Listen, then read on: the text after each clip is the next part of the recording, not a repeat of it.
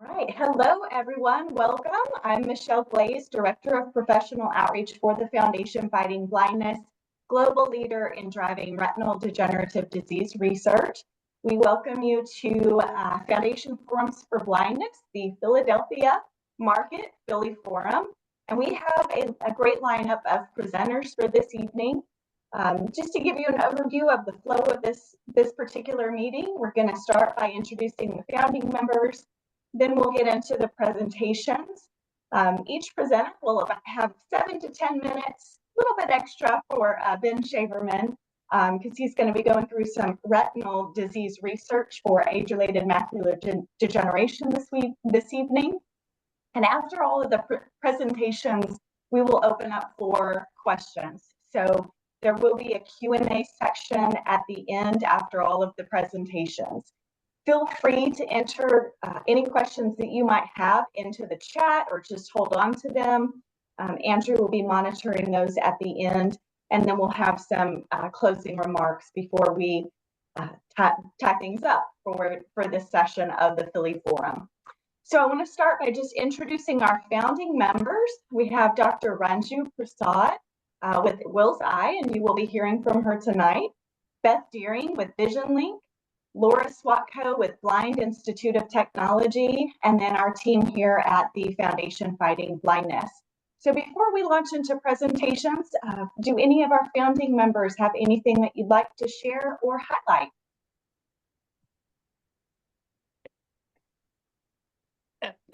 Well, I just want to say that I'm so excited to be part of this once again, and it's great to see such a wonderful collection of people together. Thank you. All right. Any other announcements or anything from our founding members? This is Beth. Hi, everyone. The Chief Program Officer from VisionLink. I just want to thank everyone so much for being on the call. And we say this every time. We know it's a small group on the call live, but I can assure that the recordings get spread like crazy. They really are shared among so many different professionals in the field, and most importantly, the individuals who would benefit from the services that are being shared on these calls. So thank you all so much for joining us. We're thrilled to have this group. I would like to just highlight a little bit of VisionLink, if that's okay, just as we start, because we have some exciting changes, some exciting updates to share. I promise I will be very brief, especially because I'm on an internal timer with my 5-year-olds watching me. So we have recently begun a soft move into a brand new space. We're going to be on Broad Street. We're going to be on South Broad Street. We'll be sending out specific information about our new location soon through our newsletter, through emails, through mailers, and we are thrilled to be able to bring back more in-person services. Related to that, we're very excited to be opening up a brand new low vision resource center at our space. And so I have with me tonight our new manager of low vision services at VisionLink. And Sophia, I would love for you to introduce yourself and just briefly talk a little bit about what you'll be doing in the low vision center and how individuals can connect with you. Sure. Hi, everyone. I'm Sophia. I'm the new vision rehabilitation therapist and manager of the low vision services at VisionLink. I'm really excited to join the team. It's a really great organization. It helps a lot of people that really, really need our services.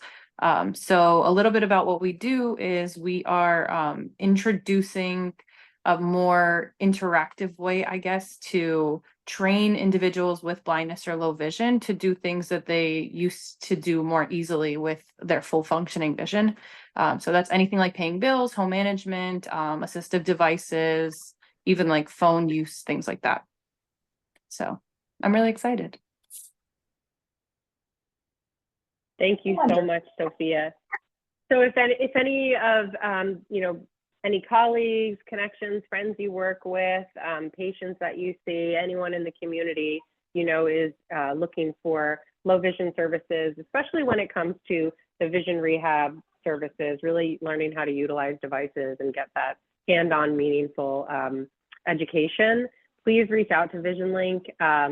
Sophia is wonderful and ready to bring on clients, and we're excited to start. So thank you so much for letting us take a few moments to introduce that program, and we'll share the information on how to connect with Sophia and VisionLink at the end of the meeting.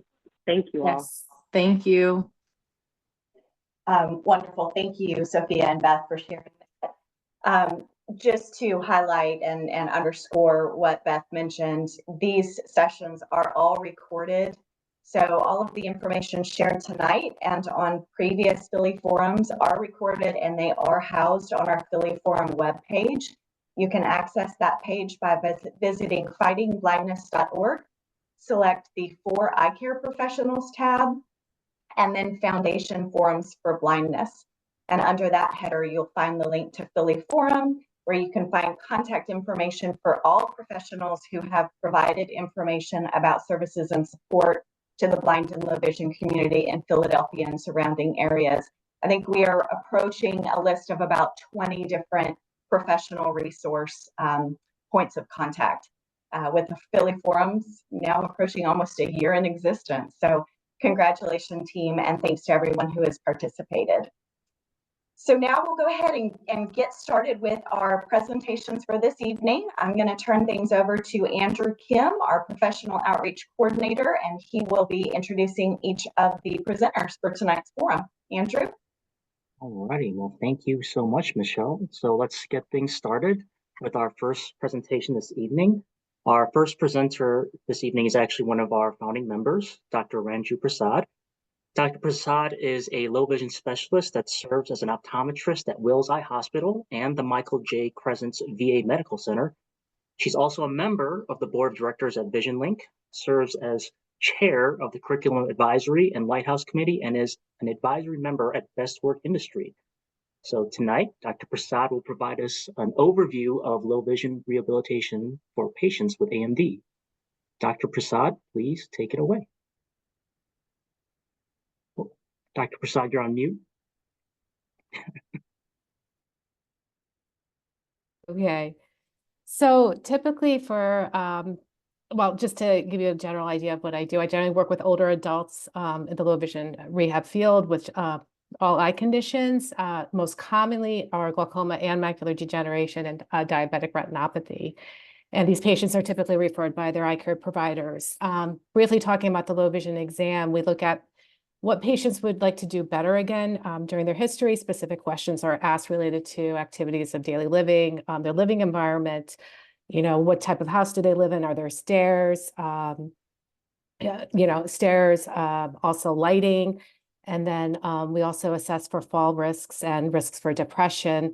As we know, people who have vision loss have an increased risk of falls, which is probably, studies have shown it's 1 in 4 people have fallen, and there's at least a 30% increased chance of risk for depression as well. During the low vision exam, in addition to asking all the functional questions, we get an idea of their medical history, their obviously their ocular and their surgical history. We also, with their medical history, want to look at other conditions that can affect their ability to function and use devices and all. So for example, if they have hand tremors, they'll have difficulties using handheld devices and all. During the exam, we definitely check for their prescription. You'll be surprised how many people have not had their prescription checked in a long time. And sometimes just changing their glasses tends to help them see better. We assess their goals, and typically most people want improvement with reading. We look at different ways that we could help them, such as devices such as handheld magnifiers, portable electronic magnifiers to help with reading tasks. Distance devices can also include handheld and bioptic telescopes, which are basically similar to the binoculars that people are used to seeing, but they're much smaller. Bioptic telescopes are mounted onto a pair of glasses, which allows them to see far distance and then be able to get around and see their environment as well. These devices are evaluated and prescribed. during the visit. And prior to dispensing the devices, we look at, we also have to make sure that the patients are trained with them.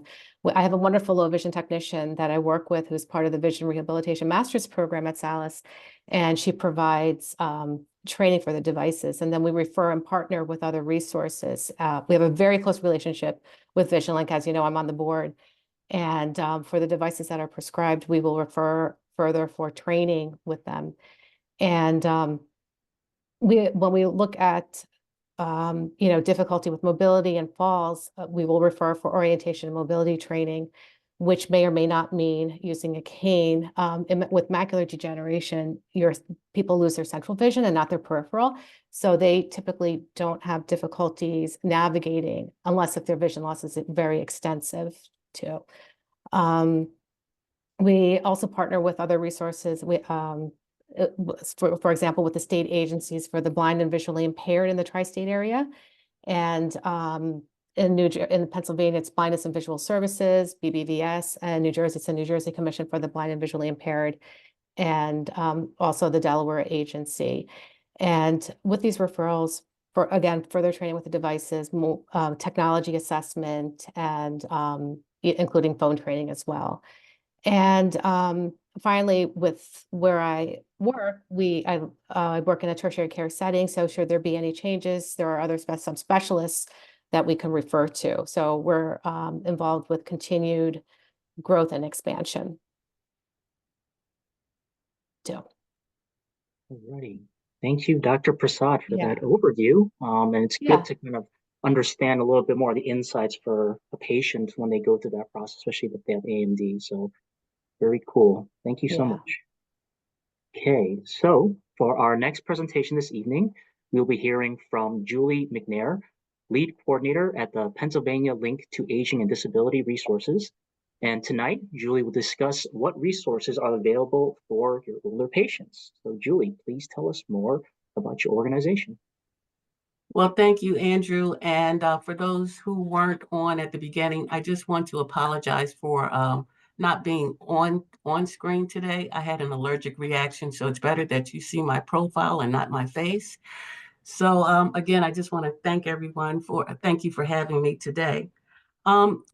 Before I get too involved with my program and what the Pennsylvania Link is about, I just want to give a little background about the whole concept of aging and disability resource programs, the PA Link, how it fits into the Aging and Disability Resource Program, and finally, how it all connects.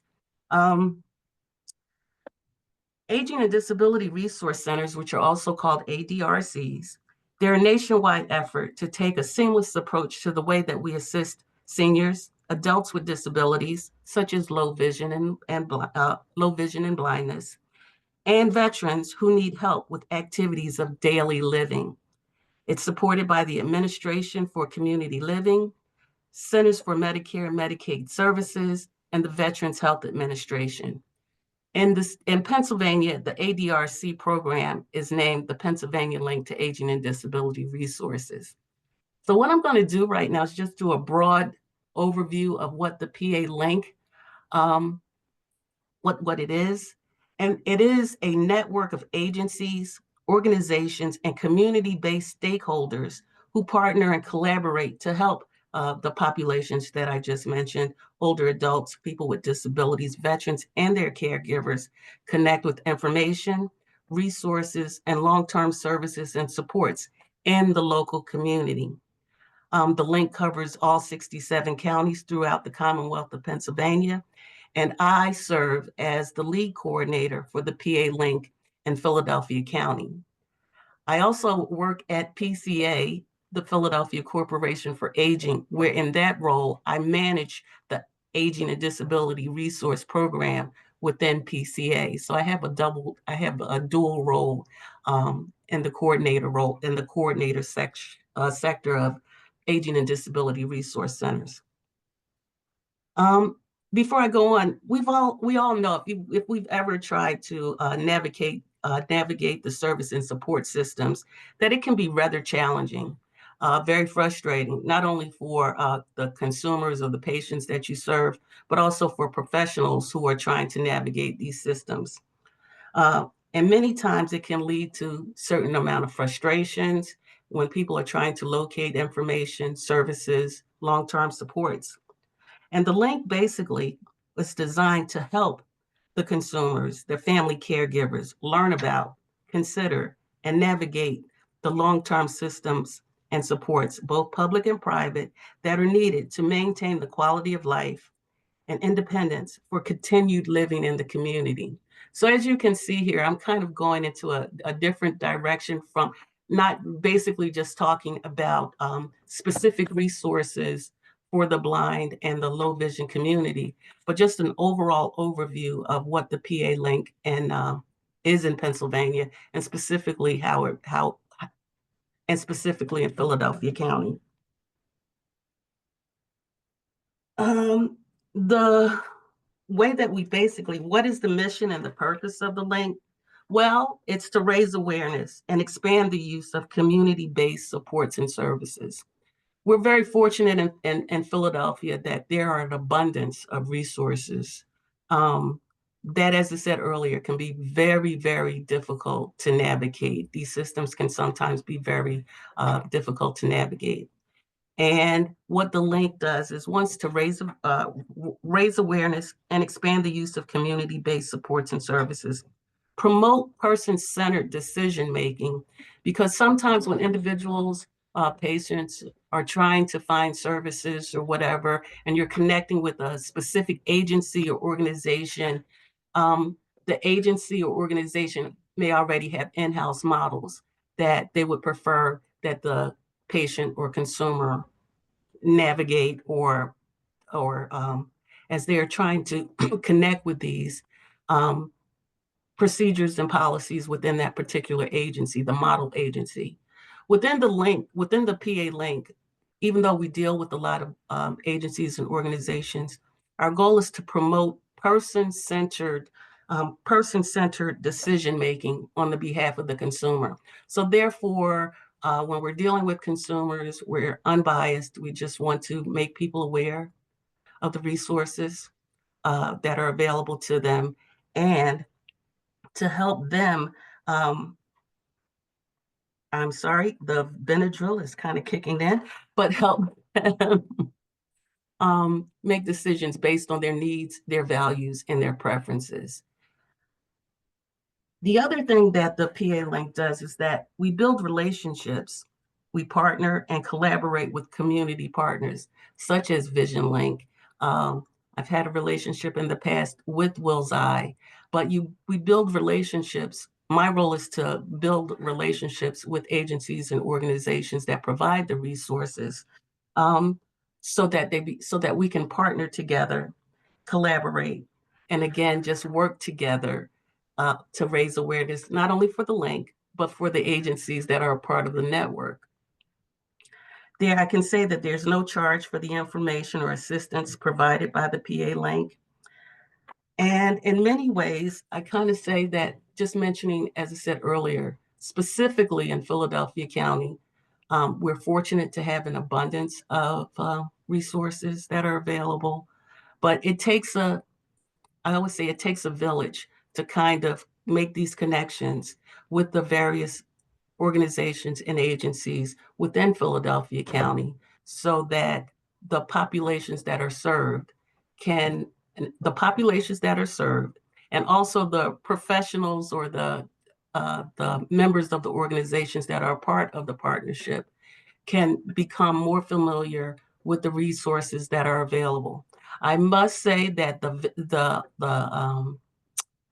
the goal or the overall mission of the Pennsylvania Link is very broad, but it is very necessary, because within certain organizations, we kind of have a tendency to focus on the populations that you serve. Either, if you're an agency that serves the senior population, that's your focus. If you're an agency or organization that serves people with disabilities, whatever the disability may be, that's the focus.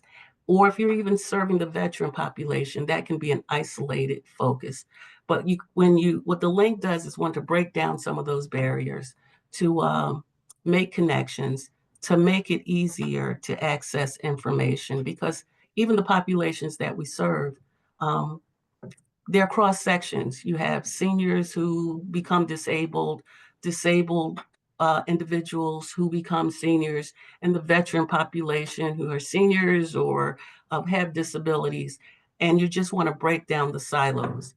I've had the pleasure of partnering with VisionLink as one of what I want to consider a partner, and and what I do, or how I make some of these connections, is one, by speaking at events, and also hosting what I call network partner meetings that occur every other month. And during those partner meetings, you have opportunities to collaborate, connect, and learn about different topics related to the populations that I just mentioned. For more information, for resources and services and supports, there is an 800 number to the PA Link hotline. I won't call it a hotline, but the helpline. That telephone number is 1-800-753-8827. And if you're specifically interested in connecting or getting more information about the PA Link and how to connect and collaborate with the link, in Philadelphia County, you would contact me. I'm Julie McNair, and I can put my my contact information in the chat. That basically, in a nutshell, summarizes the PA Link. There's more levels and everything to this, but within the time frame that I have to kind of keep it to the time frame that I have. So, are there any questions, which I'm sure you may have, but are there any questions at this point? I'd be happy to answer. Well, Julie, we'll hold the questions for the Q&A session at the end, but sure. if anyone does have questions, please feel free to put them in the chat or bring them up when we get to our Q&A portion. But thank you so much, Julie. I know you said there's like an abundance of resources in the Philadelphia area, but I'm sure it's very difficult to track down the necessary resources for each person. So, I'm glad to hear there's organizations such as, PA Link to help your constituents navigate that field, since I know it can be pretty crazy. Yes, absolutely. Alrighty. And on to our final presentation this evening, which is from Ben Shaberman, VP of Science Communications at the Foundation Fighting Blindness. Tonight, Ben will give us an overview of AMD research that the Foundation supports. So Ben, please take it away and tell us what's on the horizon for AMD. Sure. Well, thank you, Andrew. It's a pleasure to be here on the Philly Forum. And just a little background on the Foundation. I'm sure many of you are familiar with what we do. We fund research for the inherited retinal diseases like retinitis pigmentosa, Stargardt disease, Usher syndrome, LCA, but we also fund a significant amount of research for age-related macular degeneration, primarily dry AMD. And we're really focused on the earlier stages of dry AMD. As many of you know, there are therapies, many available now for both wet AMD and more recently geographic atrophy. But those are the late stages of disease. So we're trying to help the clinical community come up with better approaches to preventing vision loss in the first place. And so what I'd like to do tonight for the next 10 or 15 minutes, I am going to talk about some research that the Foundation funds, but I'm also excited about some of the clinical trials that are underway that we're not necessarily a part of that I think are important to know about. A new grant that we are funding, we're providing almost $600,000 over the next few years to a couple of researchers from Tufts and Johns Hopkins University, Sheldon Rowan from Tufts and Debasish Sinha.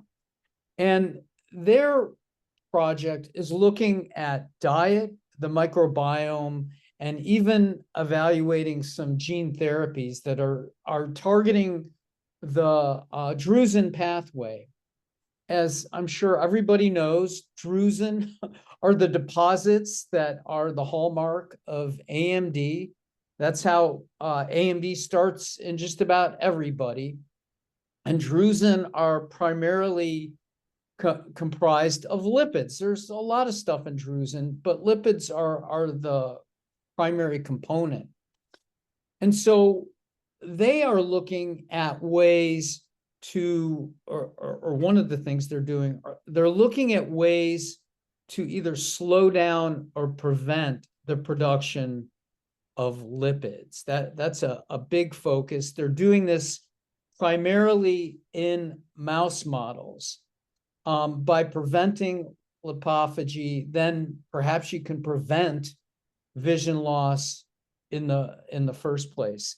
They'll be looking at genetics, they'll be evaluating some gene therapies, and they're very interested in diet and how that impacts the production of lipids. I know Dr. Rowan has been connected to research that shows a high glycemic diet can increase the risk and advancement of AMD. So that team will also be evaluating an FDA-approved drug called acarbose that is known to slow down the breakdown of starch, and they believe that will also slow down the production of lipoproteins. As an FDA-approved drug, obviously it can have a shorter path in terms of clinical development. So we're excited for that work to see how the drug alters the gut microbiome and whether that can actually slow AMD. So again, a really exciting project that we are funding at the Foundation Fighting Blindness. So I want to switch gears a little bit and talk about the AREDS2 supplement. I'm presuming most of you are familiar with this very commonly prescribed over-the-counter supplement that's thought to reduce the risk of advanced AMD, really wet AMD, by about 20 to 25%. It contains a lot of antioxidants and some other nutrients, vitamin C, E, copper, zinc, lutein, and zeaxanthin. But newer research from using data and patients from the original age-related eye disease study showed that the AREDS and AREDS2 supplements also slowed the rate of geographic atrophy expansion. So we now have learned that the AREDS formula, specifically the AREDS2, because that's what most doctors are prescribing now, can actually slow the progression of GA by about 55% over an average of 3 years. And if you can get this supplement, people with GA taking this supplement before the fovea is encroached, then you really have an opportunity to preserve vision for many, many more years. So I think it's really exciting that the AREDS2 formula has this secondary indication for people, again, with advanced dry AMD with GA. And again, it may give people several years more vision. And it's a relatively well-known, safe, and available approach to GA. So another phenomenon that I'm sure many of you are familiar with are the burdens from the existing therapies for both wet AMD and dry AMD. We know that a lot of the anti-VEGFs for wet AMD require regular injections into the vitreous, the intravitreal injections. Those could be as often as monthly or every couple months. The newer options are every few months. And more recently, over the past couple of years, we've had FDA approval of a couple GA intravitreal injections to slow down the progression of GA. But the treatment burden, the fact that patients have to go into the doctor's office on a regular basis for the rest of their lives to get these treatments is difficult. It makes compliance difficult. And even for the patients that can get into the office, it is not convenient. And obviously nobody enjoys regular intravitreal injections. But excitingly, we have some gene therapies that are doing encouragingly in clinical trials for wet AMD. They're gene therapies that express anti-VEGF proteins, and these are essentially one and done approaches. As an example, REGENXBIO, they have 2 phase 3 trials underway for their wet AMD gene therapy. One of the trials, the therapy is delivered subretinally. The other is a suprachoroidal injection. And these are showing some nice efficacy. They're reducing substantially the burden of regular anti-VEGF injections. So we're hoping that these phase 3 trials go well and that REGENXBIO will pursue a BLA with the FDA. Another company called 4DMT has an intravitreal wet AMD gene therapy. It's injected into the vitreous. That showed some encouraging results in phase 2. That has just moved into phase 3. And then finally, the company Adverum has an intravitreally injected wet AMD gene therapy that's in phase 2. And one thing I'll add is not only is the treatment burden less with the gene therapy, but it's providing a consistent, sustained expression of the medication. It's not like you inject something and over the month, the drug diminishes. This is enabling the cells in the eye to continually make the protein for several years, perhaps the life of the patient. So that really bodes well, I think, for sustained efficacy. Stay tuned. And then finally, I do want to get back to an FFB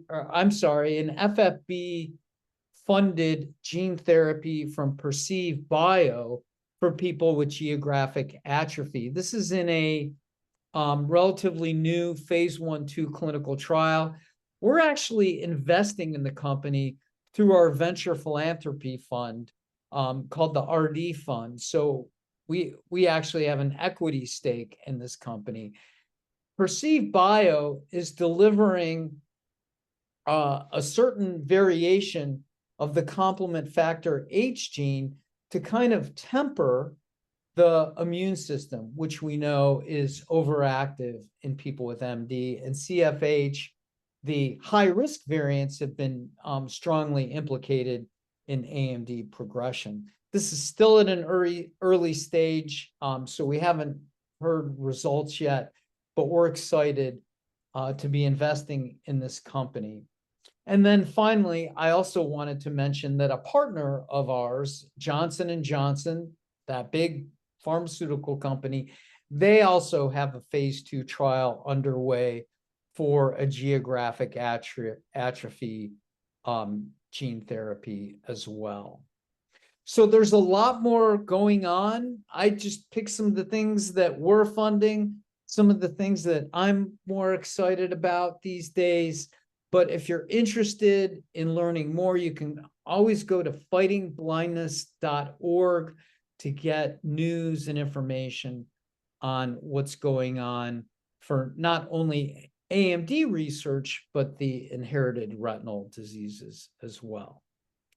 So thank you, Andrew. I'll be happy to take questions when we're ready. All righty, well, thanks so much, Ben. And as always, some very cool developments that you talked about regarding AMD. And it's nice to know there's so much going on, especially in that field, since it's such a common condition that a lot of people suffer from. So thanks again, Ben. You're welcome. So I think, Michelle, we can bring you back in for the Q&A session. Oh, Michelle, I think you're still on mute.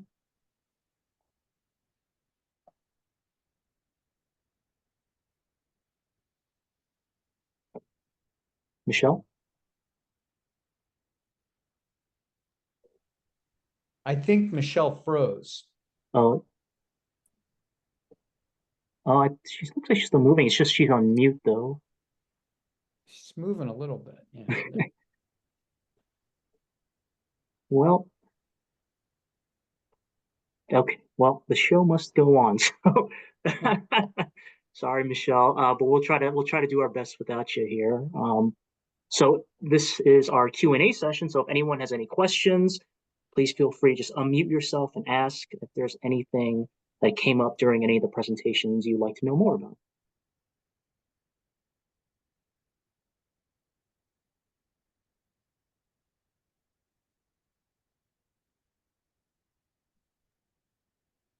Hi, this is Julie. I just want to, it's more of a comment as opposed to a question. I just want to again reiterate, it was a pleasure to be here and hear all of this exciting information today. And then I also just want to comment with regards to VisionLink and Sophia. I'm looking forward to connect more with Sophia regarding your role as the Low Vision Resource Center. As I said, the link is always looking for additional partners, even though VisionLink is a partner. But as I see you're growing and developing the Low Vision Resource Center, that's definitely something more that I want to connect with, along with Beth, as well as they're not on the line here, but with Sylvia and Melody May, who I've worked with in the past. Yeah, absolutely. We'd love to. Julie, I have a question for you, actually. So if I were, let's say, a new patient and I wanted to get in contact with the organization, what would be the intake process be like for a new patient that needs to get like different resources or services?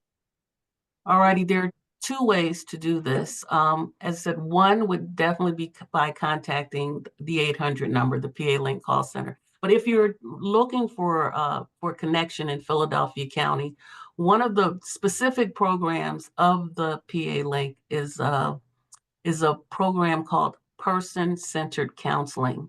And what that is that there's a trained counselor who would connect with that individual, or you're making a setup, an assessment or appointment with the person-centered counselor.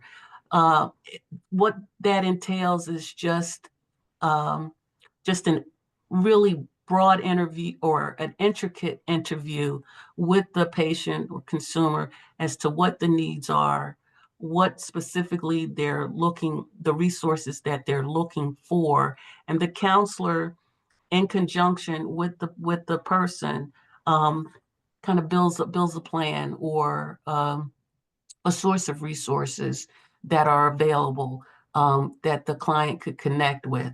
The most important part of that is just not giving a person a lot of information, but then the counselor follows up with the consumer to see how things are going. Was the information that was given to them beneficial? If any other additional needs arose within that particular, since the inception of the interview. So that's one of the main things that the person-centered counselor does. If that being the case, as said, there's many levels to this. You would start with the 800 telephone number, and I believe I did give that. Or if you have something specific, if you're talking about something specific, you could reach, and it is in Philadelphia County, you can reach out directly to me, and then I can connect them to the person-centered counselor in Philadelphia County. I hope that answered your question. Yeah, thanks, Julie. I was just kind of curious to see what the process would be like for like a new. Yes, So, yes. but it's great to hear that there's an actual counselor that can actually walk you through the process, because I know it's always nice to have that human touch when it Absolutely. comes to navigating these things. So, alrighty. Ben, I saw your hand is raised. So. It is. Thank you, Andrew. I have a question for Dr. Prasad, and I apologize if you covered this, but you're at WillsEye, and Yes. do you see or do you get referrals from doctors in other clinics, in other centers, or do you mainly work with Will's MDs? Mostly Will's MDs. I do get referrals from outside. I was at another department previously, so I do get some of my old patients coming back. But Will's is extremely big, so there's many patients coming in from within the center itself. But let's say Yeah. somebody is at another clinic, and I won't mention any names, but if they're interested in your low vision services, can they come directly to you, or do they need to go through a doctor at Will's? No, absolutely. They can come directly to me.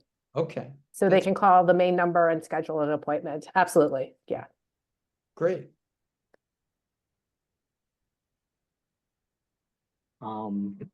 I've got a question for you, Ben. So this is kind of an anecdotal one. I actually know somebody that has AMD, and he's only 27, but I think he said he got diagnosed when he was like 17.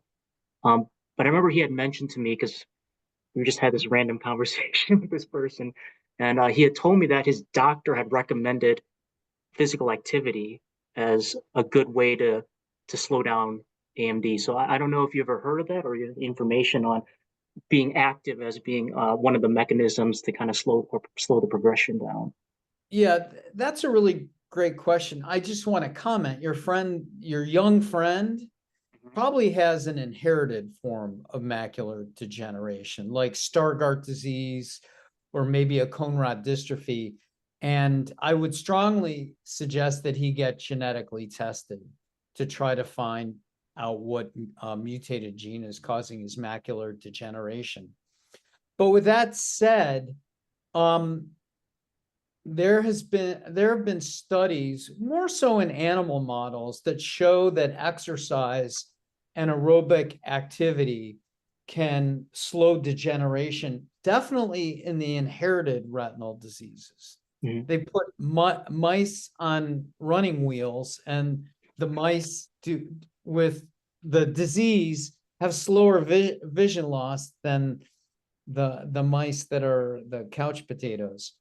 But with AMD, exercise is thought to be good as well, because you're helping keep that glycemic index under control, and you're reducing probably the production of lipoproteins and other toxins that are associated with, again, a higher glycemic index. So what we often say, what's good for your heart is also good for your eyes, good for your retinas. So definitely for age-related macular degeneration, it's a good idea to exercise. And with that, eating a healthy diet is really important. That's rich in antioxidants, and staying away from the cookies and the donuts is also a good idea. Because guess what? They have a lot of lipids in them. So there you go. Maybe after the holidays, though. Yeah. Happy Thanksgiving, everyone. All righty. Well, thanks for that. I'll get in contact with my friend, because I trained with him, so I'll let him know what you told me. So that's pretty cool. Okay. Sure. So let's see, Michelle. I don't know if your audio problems. I mean, your video seems to be coming in fine, but your audio, I think you're on mute now. I don't know if you can unmute yourself. Can you hear me now? Yes, we can hear you. Thank you. Thank you for bearing with me. And Andrew, thank you for stepping in there while I was having problems. It sounds like there were a lot of great questions while I was trying to get myself squared away. So thank you for your patience.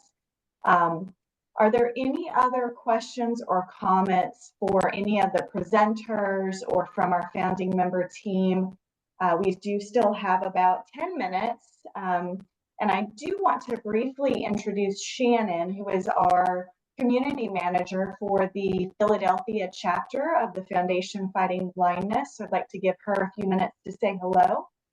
Before I do that, any final comments or questions? Hi, this is Julie again. I'm sorry I had to take myself off of mute, but I'd also be interested in developing or redeveloping a contact with WillsEye. As I said, I had a contact in the past, but post-COVID, things changed a lot.